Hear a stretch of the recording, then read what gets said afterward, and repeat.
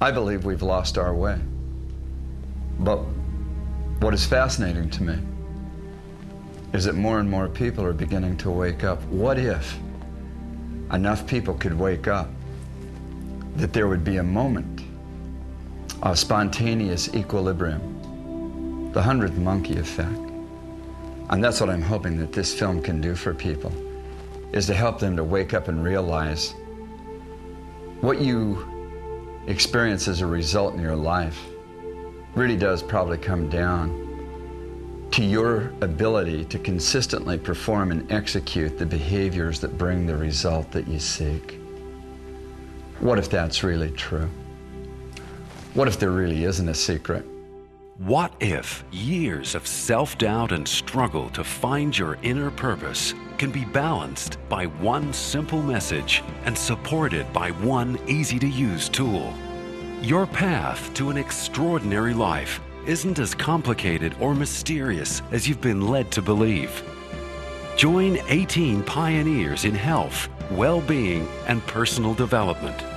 You will be taken on a journey to rediscover ancient wisdoms, master strategies to remove blockages in your life, and unleash the innate intelligence within you. The body knows how to heal. Let the body heal itself. Let thy food be thy medicine and thy medicine be thy food. When we had foods that were naturally fatty, naturally salty, naturally sugary, we were fine.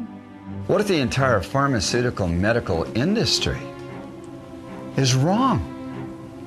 What if it's nothing more than a 90-year experiment? Why is it that there were only 7 diseases in mankind, with only 10 plant-based medicinals? And in 90 years we went to 10,000 legally registered human diseases, with over 500,000 patented pharmaceutical drugs? If we're so smart, why is it that cancer gets more and more and more every year? Why is there more heart disease every year? Why is there more diabetes every year? Why is there more arthritis? Why is there more liver failure and kidney failure and this and that and the other? More unnecessary surgeries every single year. If we're so smart and we know what we're doing, why isn't it going down? Why is it going up? In our organization, we actually talk about wealth isn't how much money you have, it's actually what you would have with if you were to lose all your money. And I think I said to myself, pretend as though things are better and change your attitude and start looking at the solution, not the problem. The one who dies with the most toys wins is really not it. It's really how do we put money to work for us so that we can achieve what we want to achieve and do what we want to do. Sometimes we just make all of this area of personal development is so complex, and it's not. It's really simple. The more people can tune into their bodies, the more people can be aware of what their body's trying to express and feel it, breathe with it, put their hands on it and feel the movements that are available to them. That's where the value is. How can you know what love is until you've experienced what it is to feel that you don't have love?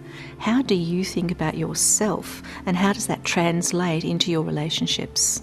If we can't get ourselves right, then how can we expect to have our family relationships right? So when you're pursuing your purpose, you are so much more productive, but it's not hard work. When we bring mastery into our lives as well as purpose, all of a sudden what happens is we move to the end quadrant, and this is where most millionaires and billionaires live. What we don't get is this. We don't get that we've actually been put here for a purpose other than being consumers. In a place where the number one excuse for not exercising is I don't have time, the average punter sits on the couch for 20 hours a week watching telly. Why do we say it's about time? We say it's about time because we don't want to say it's about us. If you're a writer, write. If you're an artist, paint. If you're a poet, create words that just seem to come together and alive in our hearts. Do what it is you love, even if it's a hobby. Does it take till the last fish has been caught, the last drop of water, before we see it as a crisis to humanity? We're treating our environment as a free good and converting it to profit, and we call it growth, and it's just lunacy because our economists still consider planetary resources as infinite. Demonstrably, they're not. Humanity is at the most exciting time in the history of our planet. I realise that what we've actually done is we've come to spend far too much time in our thinking and our thoughts, and very little time in our heart.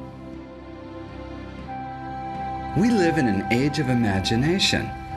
I believe that the reason every person is alive today, the ones that are up and walking around right now, we're here to be happy, to be kind, to discover and rediscover the whole essence of what thousands of years had led us to understand, this idea of the principles of life.